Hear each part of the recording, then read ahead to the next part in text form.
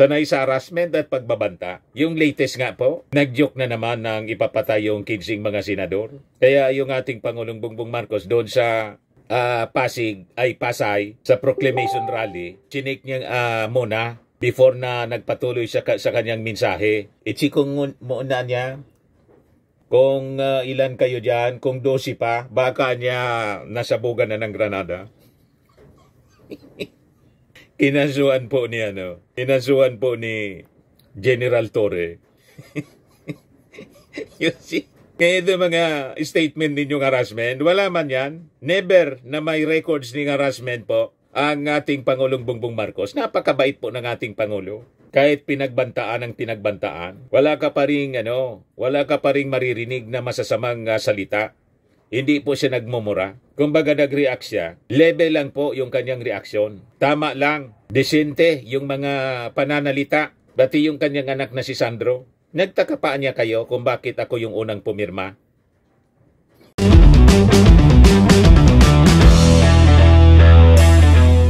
Ito naman po yung bago naming product na binibenta online. Eye Glow Serum, whitening po siya. Tingnan ninyo yung epekto sa aking anak na architect before and now. Yung mga inquiries po ninyo, dumiretso na lang kayo sa kanyang Facebook account, Riz Maravillas. Ibigay ko sa inyo mga kababayan yung mga argumento ni Sara Duterte na binigay sa Supreme Court. Bakit tumakbo siya doon at gustong ipatigil po yung impeachment trial laban sa kanya? Sabi niya, mas masakit pang iwanan ng jowa kaysa sa ma-impeach. Ngayon mga kababayan, taranta sila sa kakatakbo. Nagtakbuhan po. Una yung mga abogado, grupo ng mga abogado na pinangungunahan po ni Attorney Torion, yung abogado ni Pacquiao. Tapos ngayon na mismo, si Digong to the rescue sa kanyang anak. Isa sa mga abogado na nag-file ng petisyon sa Supreme Court para ipatigil po yung impeachment. Ibasura na. Kasi daw, ang rason mga kababayan, nag-violate, defective daw mga kababayan yung impeachment complaint. Kasi binayolate yung 1-year bar rule.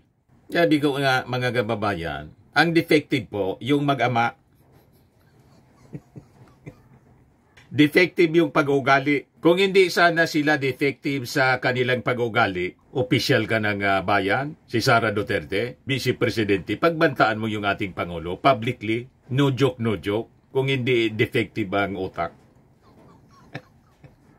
Di may kaso, mga kababayan, impeachment case. Tapos, sa DOJ, may case build up pa, mga kababayan, criminal case, inciting to sedition. Ganon din si Digong. Kasi defective. Defective po yung kanilang pag-iisip. Wala sana silang mga problema, mga kababayan ngayon, na kinasadlakan kung hindi defective ang pag-iisip nila. Walang tigil sa paninira at inaawa yung ating Pangulong Bongbong Marcos as gustong i-take over yung gobyerno.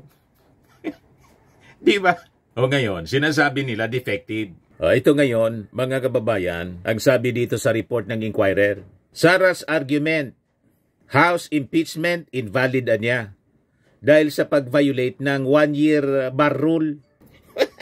Pati argumento nila mga kababayan, defective rin. Buti nga, para hindi pabura na ang Supreme Court. Ay kung tingin ko po rito, itong pagtakbo nila sa Supreme Court, disparate na po ito. Disparate move. Disparate act to save Sara Duterte. Nawala na pong ligtas. Bumagsak na ang Sword of Damocles, mga kababayan. At sunod-sunod na babagsak yung iba pang mga Sword of Damocles dahil sa kanilang mga kagagawan. Pangwawalang hiya sa ating gobyerno. Pangwawalang hiya sa ating Pangulong Bongbong at sa buong family, pati yung Kongreso dinamay. O ngayon, bumuelta mga kababayan yung Kongreso. Corner sila ngayon. Takbo mga kababayan sila sa Supreme Court na malamang hindi po siya paboran. Yan sabi dito sa Inquirer, Rappler. Ang intention to block the looming impeachment against her. Null and void niya yung indictment sa kanya ng Congress. Kasi binayolate daw yung 1-year bar rule ng 1987 Constitution which states that the House cannot initiate impeachment proceedings against the same official more than once within a period of 1 year. Doon pa lang po sa premise nila ng kaso, yung sinight nilang facts of the case. Hindi ma'am fact po, kundi fake news. Twisted information, mga kababayan. Yan sabi dito. The first impeachment na niya, complaint against Duterte was filed on December 1, 2024, with 2 more petitions filed within the same month. There were only 16 signatories in that complaint niya, consisting of former elective and appointed officials, members of the academe in the Catholic Church, and civil society leaders.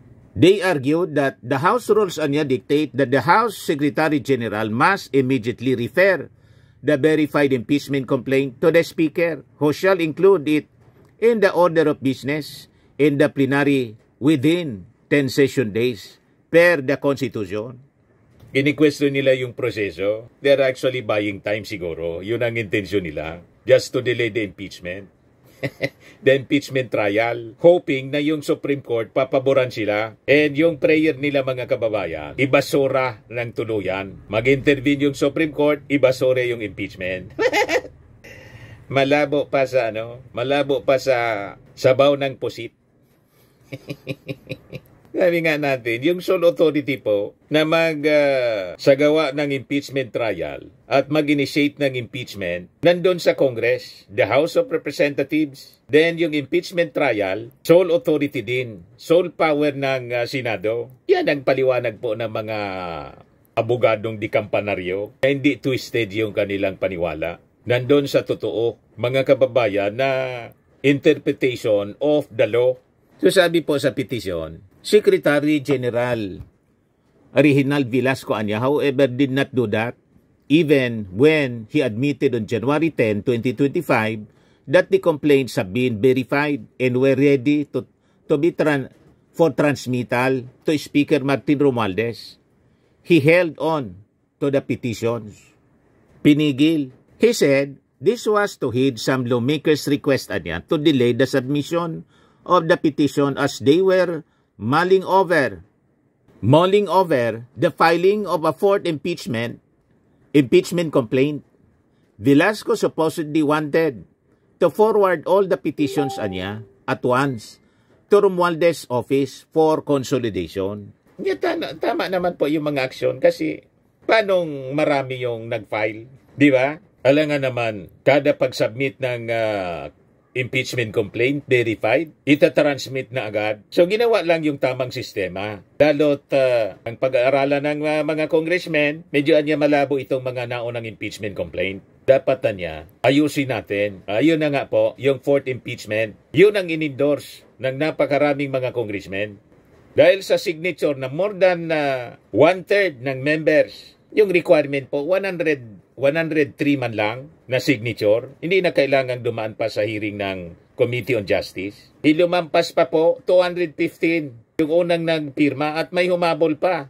153 na nga po, sabi sa latest report. But anyway, let the Supreme Court rule on it.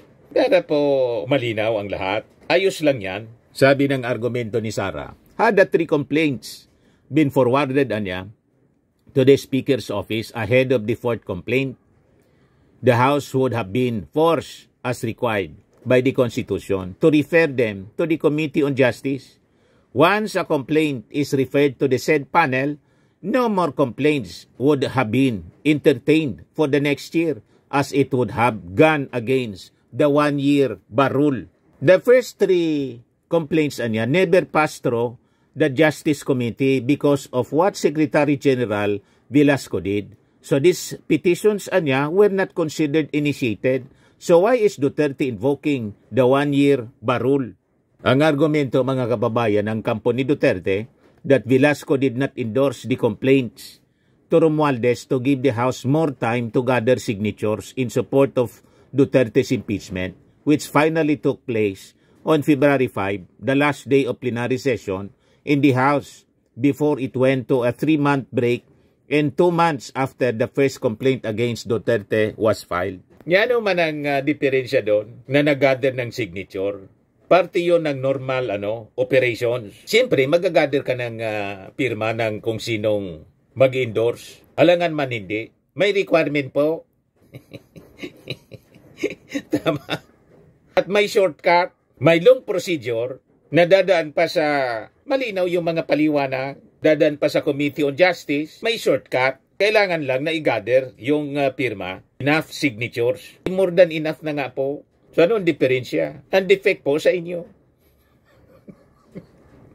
Sa ulo ninyo ang may diferensya. Yung complaints po, pinag-aralan ng mga matitino na members ng Congress, mga abogadong di kampanaryo. Hindi po yung abogadong 75-75 lang yung yung grado. Pasag-awa. O, di ba? Kaya nga, excited tayo sa impeachment trial. Tingnan natin kung makipag-argumento si Digong. Tatayo daw, mga kababayan, na isa sa mga defense lawyers. Tingnan natin, mga kababayan, kung hindi umulan ng pagmumura kasi hindi na kaya niyang idepensa yung kanyang anak, makukonvict. Pag nagmura siya na nagmura, lalo mga kababayan na mapapadali yung conviction. Kasi kasama doon yung pagmumura sa impeachment complaint. O, di ba? Yung sabi dito, she said, Velasco, by not taking action on the first 3 complaints, deliberately froze the entire initiation and impeachment process, rendering the 1-year bar rule of the Constitution futile and meaningless, anya. Ang ginawa niya ng Congress is a grave abuse of discretion amounting to lack or excess of jurisdiction. With these acts, anya, of Congress, the necessary implications is that the Secretary General can freeze impeachment complaints in perpetuity and hang them over the head of the impeachable officer for as long as she wants, which is not only absurd and ridiculous, but could be used as a tool for harassment, the petition read. Hindi man po, hindi sanay sa harassment yung Congress. Ang sanay po sa harassment, yung Duterte administration. Sanay sa harassment at pagbabanta. Yung latest nga po, nag-joke na naman ng ipapatay yung 15 mga senador. Kaya yung ating Pangulong Bongbong Marcos doon sa Pasay, sa proclamation rally, chinik niya muna before na nagpatuloy siya sa kanyang mensahe. Itsikong muna niya kung ilan kayo dyan, kung 12 pa, baka niya nasabugan na ng Granada. Kinasuhan po ni General Torre. You see? Kaya ito mga statement ninyong harassment, wala man yan. Never na may records ng harassment po ang ating Pangulong Bongbong Marcos. Napakabait po ng ating Pangulo. Kahit pinagbantaan ang pinagbantaan, wala ka pa ring maririnig na masasamang salita. Hindi po siya nagmumura. Kumbaga nag-react siya, level lang po yung kanyang reaksyon. Tama lang, desente yung mga pananalita. Dati yung kanyang anak na si Sandro, nagtaka pa niya kayo kung bakit ako yung unang pumirma. Pinagbantaan na yung tatay ko, yung nanay ko, pati si Tito, Speaker Martin Romualdez. Nagtaka pa kayo kung bakit ako ang unang pumirma. Ang ibig sabihin nila, wag lang gagawa ng aksyon yung ating Pangulong Bongbong Marcos, yung kanyang administrasyon, yung ating mga authorities, including yung anak na si Sandro. Wag lang mag-react kasi sa term na ginamit niya, kaya hindi siya mag-react ng against sa term ni Amy Marcos. Sanay na niya kami sa trust talk ng mga taga Davao. Siya sanay kasi kasama niya, kaibigan niya. Pero tingin ko, naglalaro lang si Amy Marcos. Yung sabi rito, simply put, the act performed by respondent House of Representatives to avoid the application of the 1-year bar is the very act that calls for its application. Ngayon, nag-react yung mga members ng Congress dito po sa pagtakbo sa Supreme Court ni Sara Duterte. Sabi ni Dong Gonzales ng Tarlac, Sara Duterte afraid of bank records being exposed. Kaya tumakbo na siya sa Supreme Court para ibasura yung impeachment case. Masasyak siguro ang buong Pilipinas, buong mundo mga kababayan. Kasi yung mga OFWs po, nagkalat sa buong mundo, masasyak na madiskubre na may ill-gotten.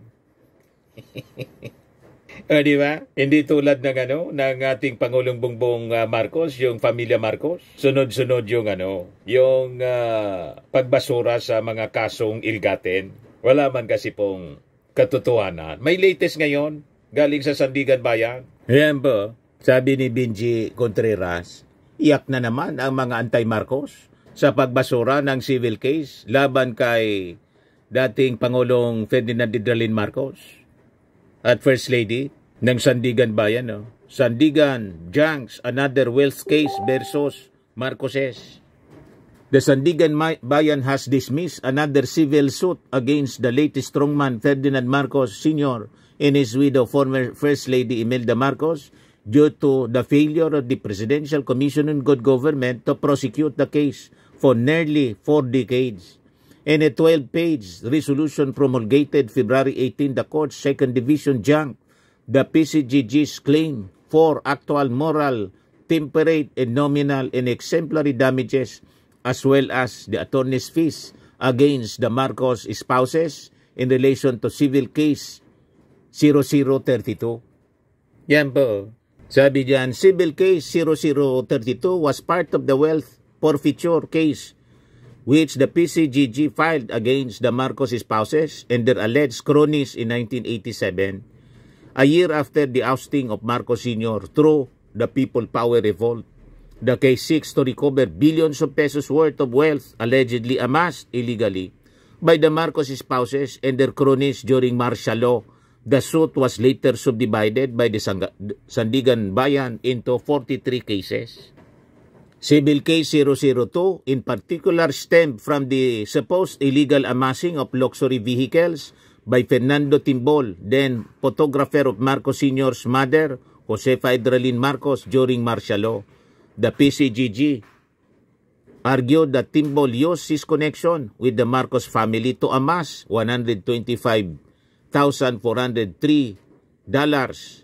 worth of vehicles. Hindi po napatunayan. Dismiss ng Sandigan Bayan. O ngayon, magkakasubukan. Grabe ang kaba nila. Taranta ngayon yung mga Duterte. Kasi with these impeachment complaints, impeachment case laban kay Sara, ipapasubte na po ng mga House prosecutors yung bank records ni Sara para busisiin. Kasi may mga discrepancies po sa salin. Paano yumaman itong si Sara Duterte?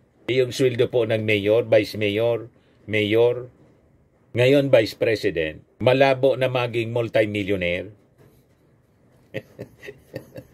You see? Kaya sabi po ni Dong Gonzales, natatakot na sila. Kaya gusto nang pigilan ng impeachment process. Mukhang totoo ang allegation on corruption, lalo't masisilip ang bank records.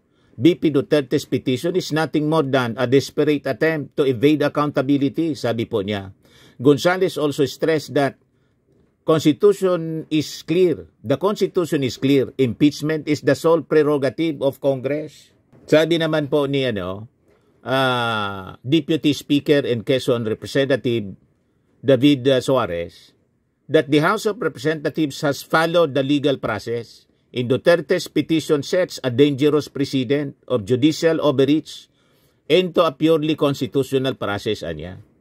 The House will not be deterred by legal theatrics. We will continue to uphold our constitutional mandate and ensure that the impeachment process proceeds fairly and transparently.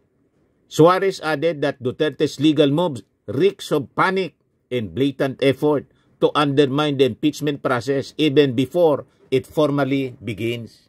Mga analysis natin na gustong palabasin ni Sara na hindi siya bothered. Unbothered. Pa-smile-smile yung nagpa-press con at sinabi pa na mas masakit pa niya yung mawala ng jowa. Lahat po baliktad yun. Hindi yun totoo. Ito ang totoo, nagmanifest na po na natataranta sila. Kasi kung hindi siya guilty, hayaan niya yung proseso ng impeachment trial. Kasi pag wala kang kasalanan, kayang-kaya mo na i-defend ang sarili mo. Di ba? Nandyan yung mga abogado mo na magagaling kasama dyan yung tatay mo. Wala kayong tiwala sa legal team ninyo. Kaya tama itong sinabi ni Suarez. If she truly believes she is innocent, she should face the charges head-on instead of running to the courts for protection. This attempt to short-circuit the process only raises more questions about what she is trying to hide, sabi po ni Suarez. Tama, parang yung mga kampo nila na mga fake news peddlers, tumakbo sa Supreme Court, nagpasaklolo. Imbis sagutin yung TRICOM, yung mga katanungan, investigasyon ng TRICOM sa pagpapakalat nila ng fake news, sabi nila maiisog sila. Nandun sila ngayon, mga kababayan, sa Korte Suprema. Naini si Paduano, nagmosyon po para isumpena ad testificandum. Malapit na silang maging pugante tulad ni Harry Roque, na ang latest ngayon, sabi, malapit nang mahuli si Harry Roque. Yan si Harry Roque. Oh. BI confirms intelligence information on Harry Roque's whereabouts. Yan sabi po ni BI spokesperson Dana Sandoval. The Bureau of Immigration niya has intelligence information on the whereabouts of former presidential spokesperson Harry Roque, but has refused to disclose details. Siyempre, unable to share information po ngayon at this moment, but we do have intelligence information on his whereabouts. Sabi po niya, malapit na po na matiklo ang puganting si Atty. Roque. Yan kasi tulad ni Sara, ni Digong, pari-parehas po ang kinasanda kanila. Itong mga problemang kanilang kinakaharap, sila mismo yung may gawa.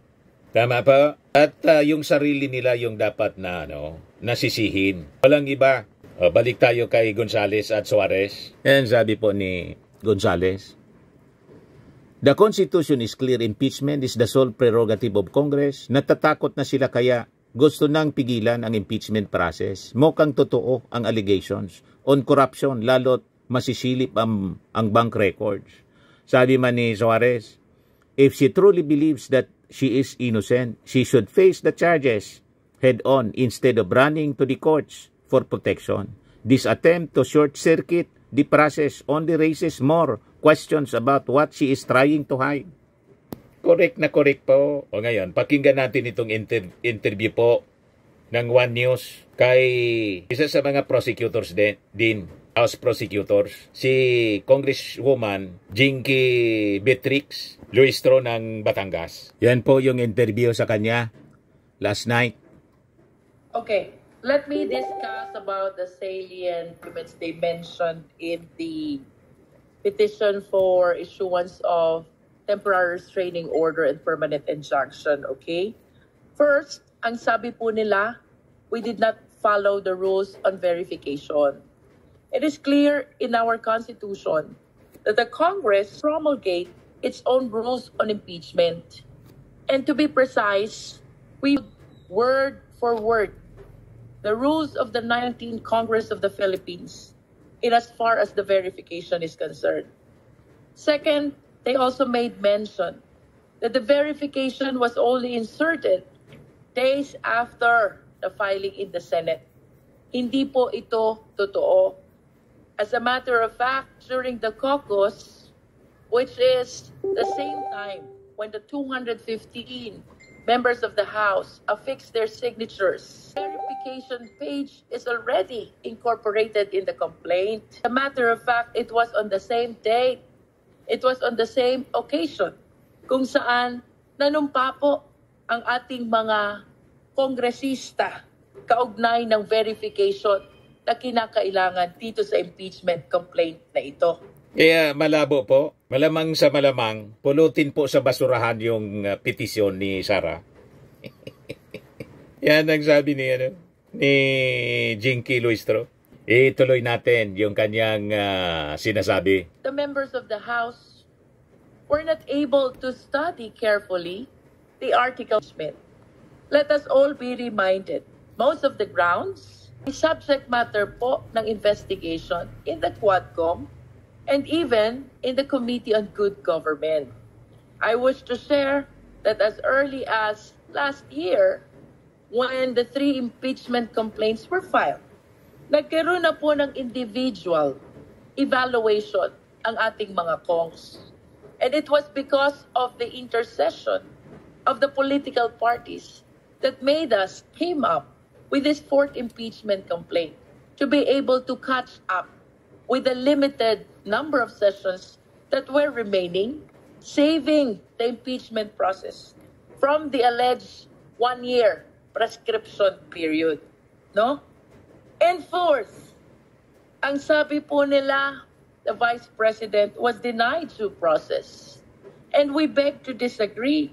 As a matter of fact, a summons will be issued to her. He will be asked to answer, and she will be given time to present her evidence. This is what due process is all about. And finally, about the 1-year prohibition period.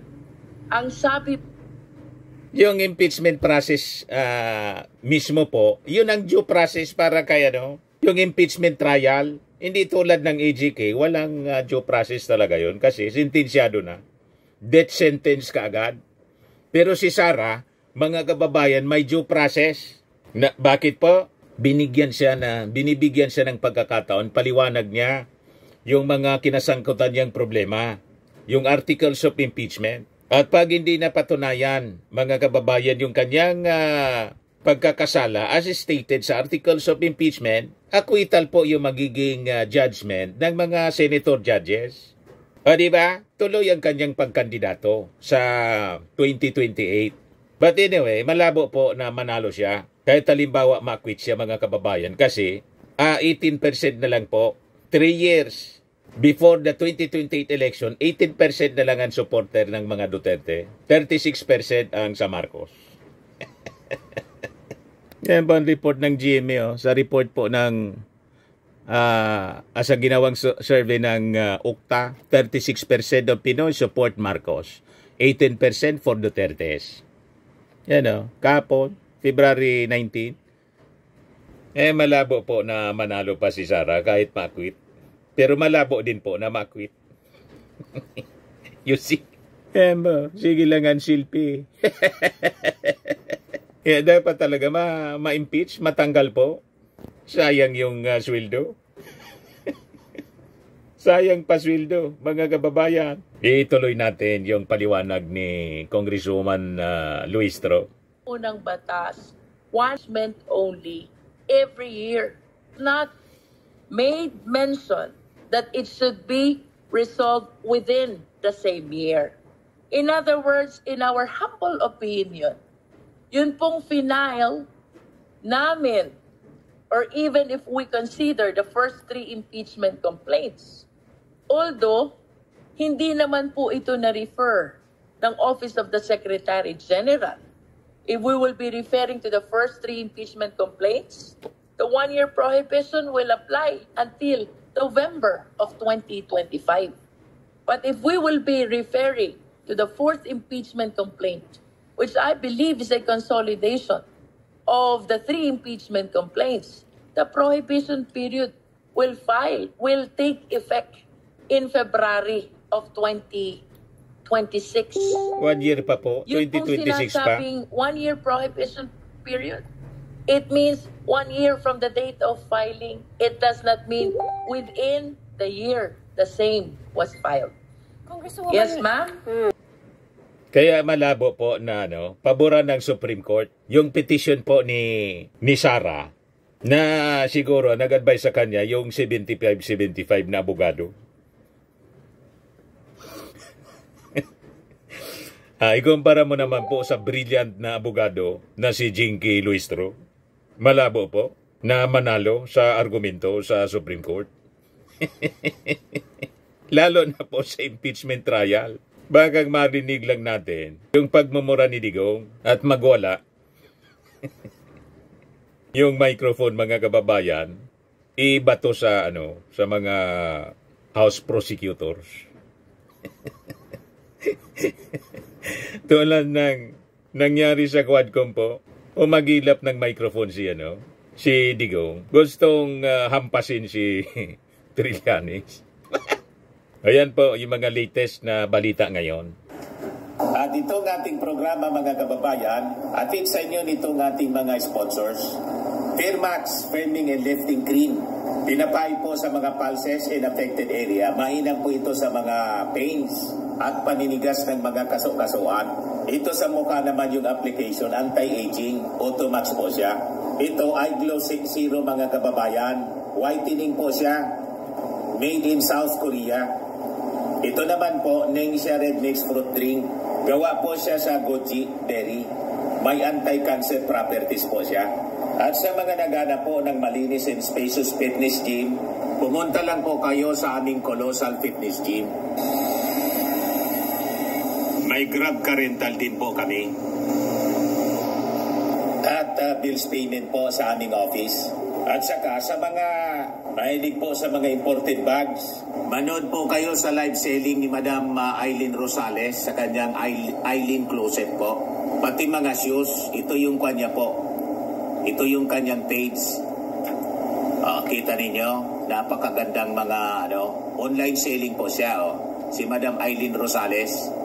At cellphone number niya po, 773-798-7816.